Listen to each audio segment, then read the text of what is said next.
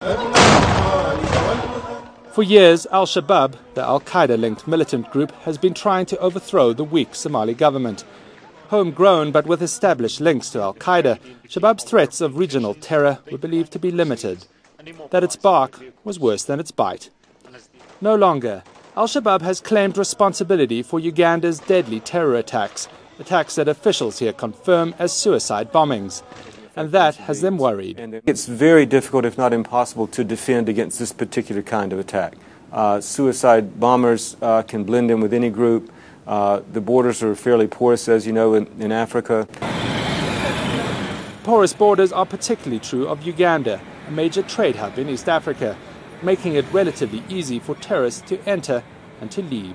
Ugandan authorities have told CNN that they've picked up 6 people in Uganda in connection with these attacks, and that one person has been arrested by Kenyan authorities in neighboring Kenya. This could point to a disturbing regional expansion of Somali militant groups. Al-Shabab says that the attacks were retaliation for Uganda's contribution to the African Union peacekeeping force in Somalia. Now, Uganda's foreign minister is vowing action. Would you consider military action directly against al-Shabab outside of the peacekeeping role? I think really, if you are going to get rid of al-Shabab, you can't do it otherwise. I think this is really the next stage that we should all consider.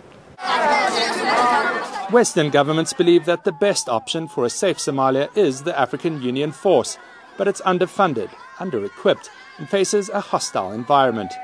For many, the international community just hasn't done enough for the AU force. Somalia needs much more than mediation and negotiation right now. There's a need to have a much more robust peacekeeping.